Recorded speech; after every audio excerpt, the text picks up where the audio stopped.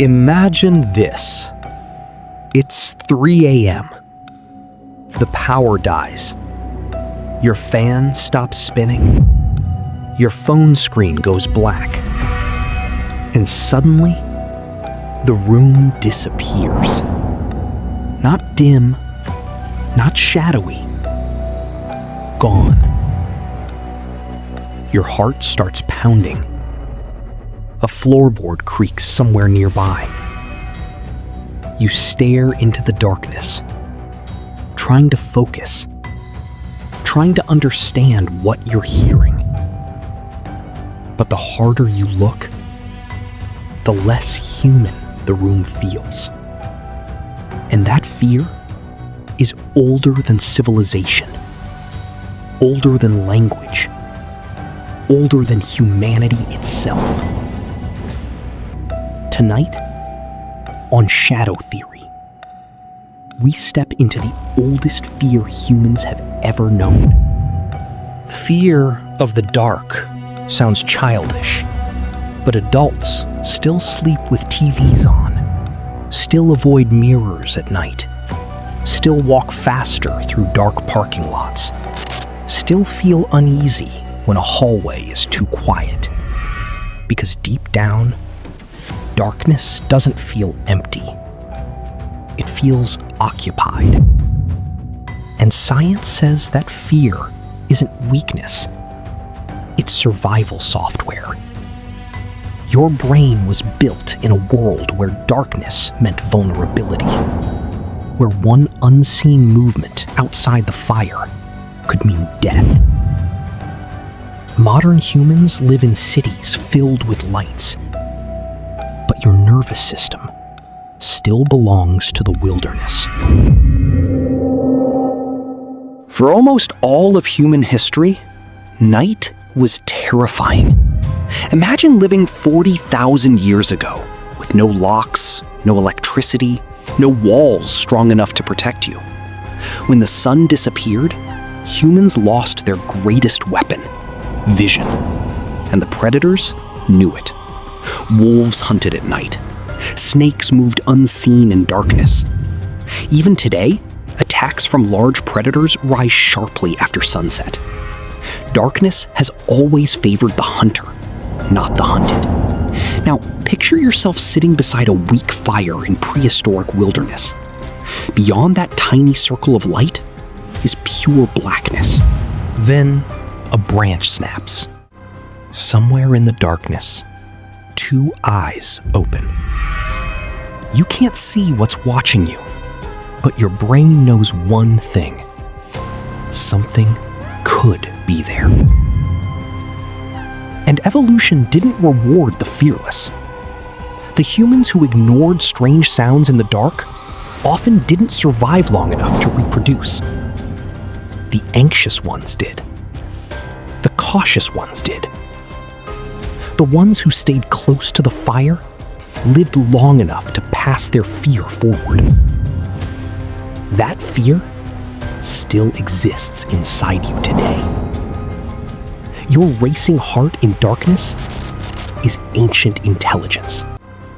Millions of years old, still running perfectly. Darkness terrifies humans for another reason. It destroys certainty. Your brain is constantly predicting reality. Every second it asks, am I safe? In daylight, the brain receives answers. You see the room, you identify movement, you recognize faces and objects. But darkness cuts off information.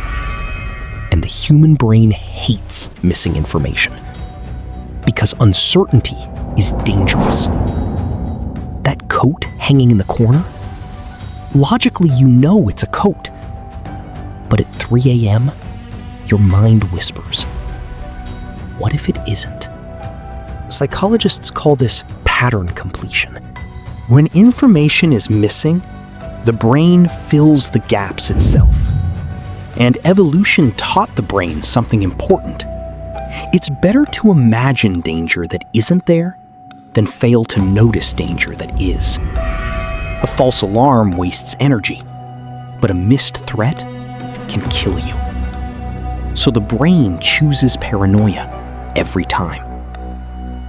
That's why darkness feels alive. Not because monsters are hiding in it, but because your brain starts creating possibilities faster than logic can stop them. And sometimes, your imagination becomes the predator. Children fear monsters under the bed, but adults do the exact same thing. We've just learned to disguise it. A noise downstairs, a silhouette near the doorway, footsteps that probably aren't footsteps. The darker the environment becomes, the more the brain starts hunting for patterns. This phenomenon is called pareidolia. It's why humans see faces in clouds, figures in shadows, shapes in empty rooms. Your brain would rather detect a fake human figure than miss a real one. And in complete darkness, things become even stranger. In sensory deprivation experiments, participants placed in total darkness for long periods began reporting disturbing experiences. Some heard whispers, some saw shadow figures, some felt presences standing nearby. Even perfectly healthy people started hallucinating after being cut off from sensory input. Because the brain cannot tolerate emptiness for long.